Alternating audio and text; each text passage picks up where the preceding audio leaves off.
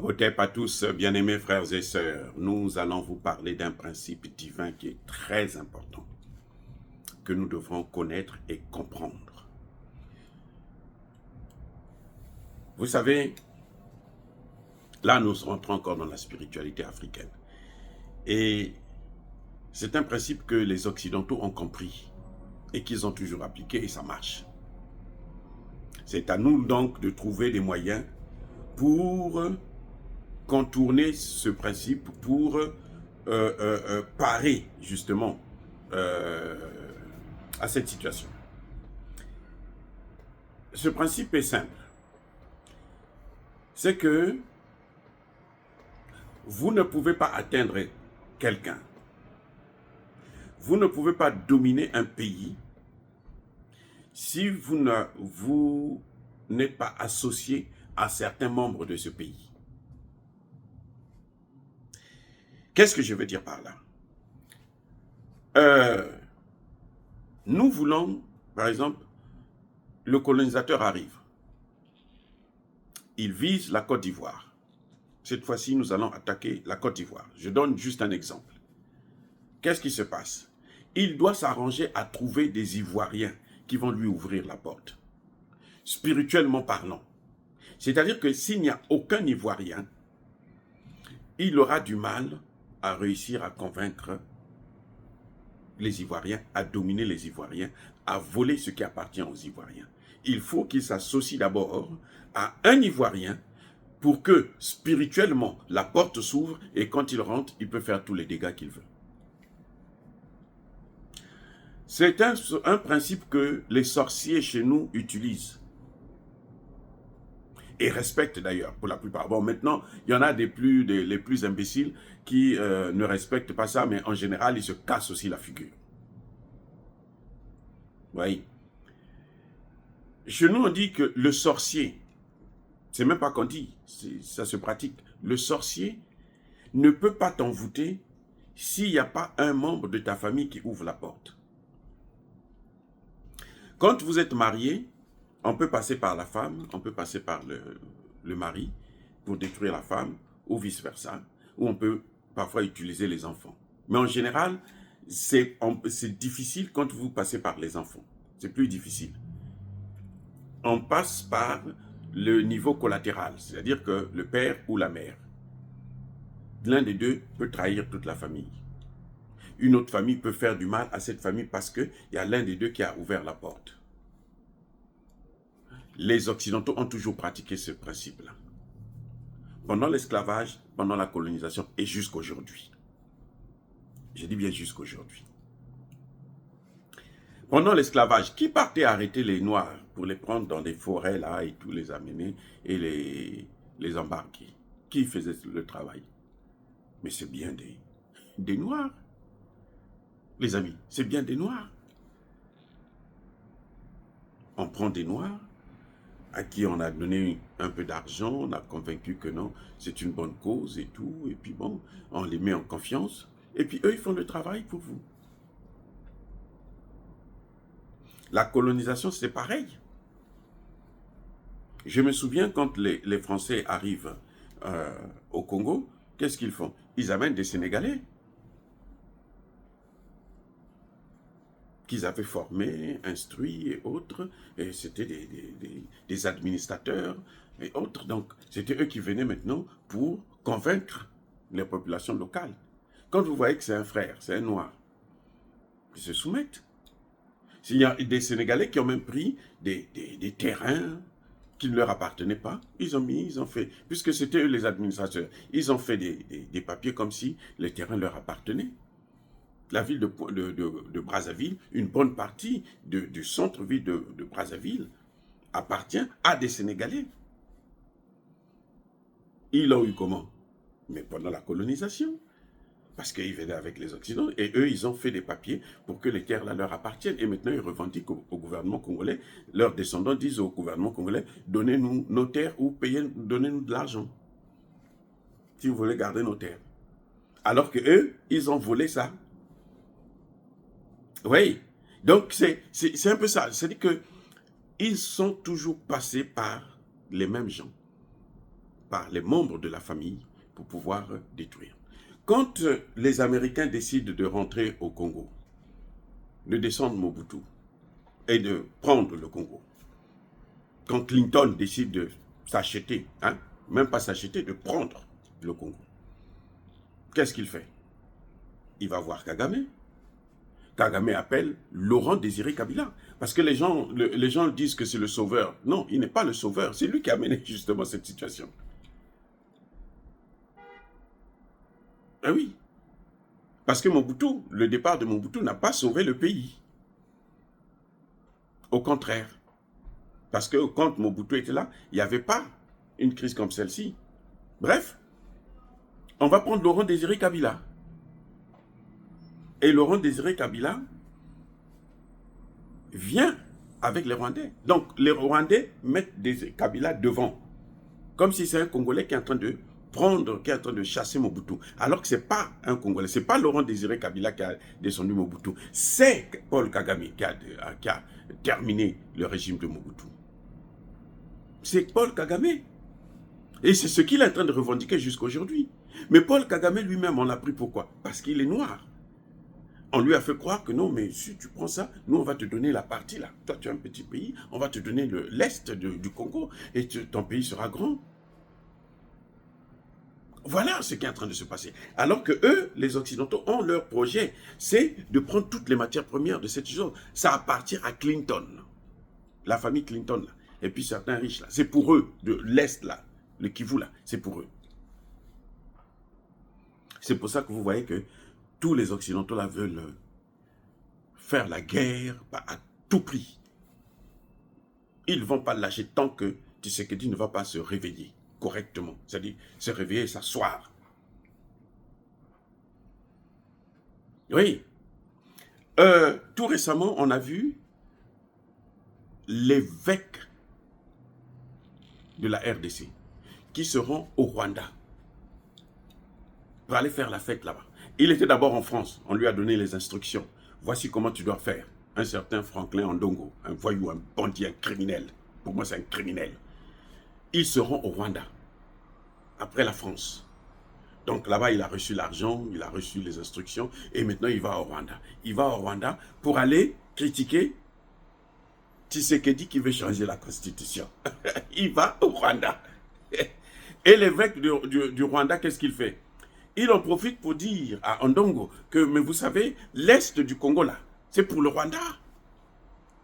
Depuis quand? Mais en fait, depuis les accords qu'ils ont signés en 1994, quand ils ont commencé la rébellion pour attaquer la RDC. C'est ça le problème. Il ne finit pas la phrase, mais il vous dit seulement que ça, c'est pour nous. Parce que les Occidentaux lui ont promis ça au Rwanda. L'évêque qui dit à l'évêque congolais, et l'évêque congolais a sa bouche fermée. Close. Un voyou, un imbécile. Je suis désolé, mais c'est ça qui est en train de... Regardez, le sang des Congolais. Un évêque qui prend le sang des Congolais, qu'il est en train de déverser partout. Donc ce principe-là, vous ne pouvez pas réussir. Pourquoi on les appelle l'évêque? Parce qu'il est Congolais. Il faut que lui vienne valider pour que eux, ils puissent avoir spirituellement la force de continuer la guerre. C'est ce qui est en train de se passer. Vous avez vu celui qui a organisé les élections, le président de la commission électorale indépendante de la RDC, qui a amené, qui a fait gagner Tshisekedi, qui l'a amené à la présidence. Ce président de la commission-là, au moment où nous parlons, il est dans la forêt, il fait la rébellion. Avec qui? Avec Kagame. Parce que Kagame ne peut pas réussir à prendre le Congo sans les Congolais. C'est pas possible. Spirituellement parlant, c'est pas possible. Vous voyez pourquoi les Rwazalendo réussissent? Parce que si Kagame, si le Congo compte sur son armée, qui est tellement infiltrée, à plus de 60%, ils ne pourront jamais récupérer le terrain. Heureusement que Dieu a suscité maintenant cette jeunesse-là des Wazalendo qui sont en train de faire tout le travail. Et eux, ils ne sont pas corrompus. Donc eux, comme ils ne sont pas avec les Rwandais, ils ne peuvent que les combattre. Et pourtant, ils n'ont pas les moyens. Comment voulez-vous que des gens qui ne sont pas partis à l'école, pour certains, qui n'ont même pas jamais fait une école de guerre, arrivent à battre une armée professionnelle, comme l'armée du Rwanda? Ils arrivent à les battre. Ce sont eux maintenant qui motivent l'armée congolaise, qui donnent à l'armée congolaise la force d'exister. S'il n'y avait pas les Wazalendo, l'armée congolaise serait déjà morte. Il n'y aurait plus rien. Oubliez. Donc, je veux dire par là quoi, que le principe fondamental pour atteindre un homme, une femme, c'est que quelqu'un de sa famille, quelqu'un autour de lui doit ouvrir la porte. Ne serait-ce que spirituellement parlant. Là, je vous ai pris un cas ou des cas qui sont physiques. Mais ça, c'est ce que nous voyons dans le domaine spirituel. Il y a aussi une réaction. Et c'est cette réaction qui est plus importante. C'est ce que les Occidentaux ont toujours cherché chez nous. C'est pour ça que vous allez voir, chaque fois qu'ils viennent chez nous, ils sont toujours accompagnés des ressortissants de ce pays.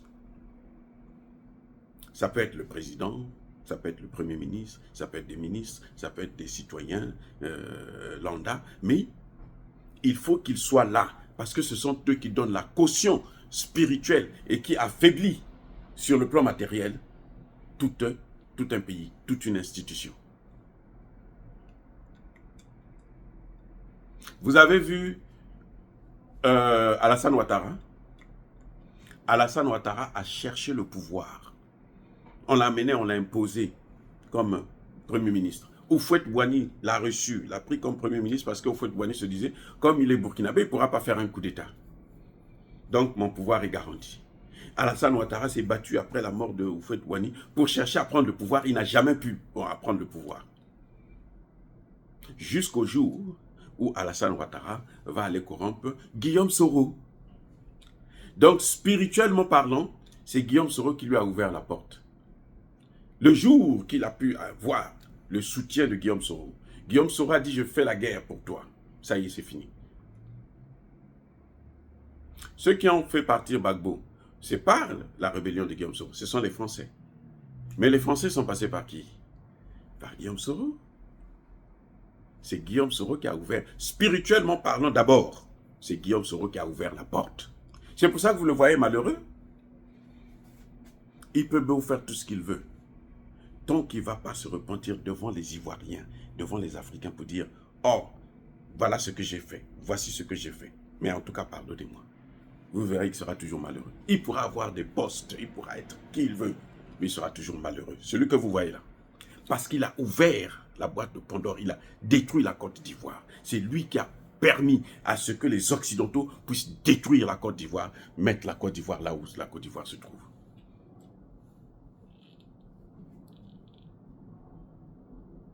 À côté de Guillaume Soro, il y a eu quelqu'un d'autre aussi qui est venu. Mais lui, il est venu après Guillaume Soro. C'est Konan Bédié. Et vous avez vu que Konan Bédié, perd son âme, il est mort comment? Il est mort malheureux. Qui l'a achevé? C'est Alassane Ouattara. Pourquoi? Parce qu'il s'était lui-même affaibli face à Alassane Ouattara, face aux Occidentaux. Parce qu'on dit, les gens vous disent qu'on pouvait le sauver, il pouvait vivre encore un peu plus. Il y a eu un retard pour l'amener à l'hôpital et tout, parce qu'il n'y avait pas eu l'ordre du haut sommet. Bref, je veux dire par là que faisons attention, nous Africains. Malheureusement, parmi nous, il y en a toujours qui ouvrent la porte aux Occidentaux. Il faut être conscient de ça pour pouvoir savoir comment il faut se battre pour éviter ça. On nous a toujours eu à travers nos propres frères et sœurs. Toujours.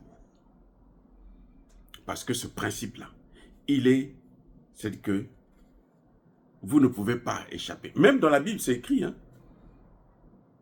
Qui a fait couler Adam? C'est sa femme. Voilà, c'est la femme. Et vice-versa.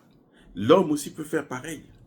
C'est juste, je suis en train de vous donner seulement un exemple pour que vous puissiez comprendre que tant qu'il n'y a pas la complicité d'un membre de la famille, d'un membre du clan, d'un membre du village, l'étranger ne peut pas venir vous dominer. Vous voyez les Libanais qui sont en train de prendre l'Afrique sous nos yeux là?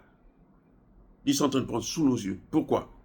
Mais vas-y, ils s'appuient sur qui? Ils s'appuient sur les ressortissants, ivoiriens, congolais, sénégalais, ainsi de suite. S'ils ne s'appuyaient pas sur eux là, ils n'allaient jamais être ce qu'ils sont en train de devenir en Afrique, prendre nos terres. Pareil pour les Chinois, c'est un principe. Et nos meilleurs, nos plus grands ennemis, ce sont d'abord nos propres frères et sœurs qui vont comploter avec les Occidentaux parce qu'eux, on leur donne un peu d'argent. Et vous allez remarquer que généralement, ils finissent toujours mal.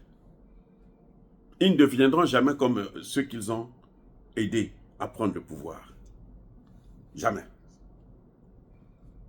Guillaume Soro, qui lui a empêché d'être président? C'est qui? C'est pas le même Alassane Ouattara? Alassane Ouattara qui ne veut plus qu'il puisse être là. C'est pas les mêmes Occidentaux? C'est ça le problème. Oh les amis, soyez bénis, soyez abondamment bénis par le Dieu des Kémites et par nos ancêtres angélisés, mais que tous ceux qui persécutent le continent africain le pillent et le déstabilisent. Qu'ils soient noirs, blancs, chinois, arabes, juifs, indiens, qui qu'ils soient punis, maudits, foudroyés, neutralisés, écrasés, effacés par le Dieu des Kémites et par nos ancêtres angélisés. Vive l'Afrique éternelle, j'ai dit et j'assume.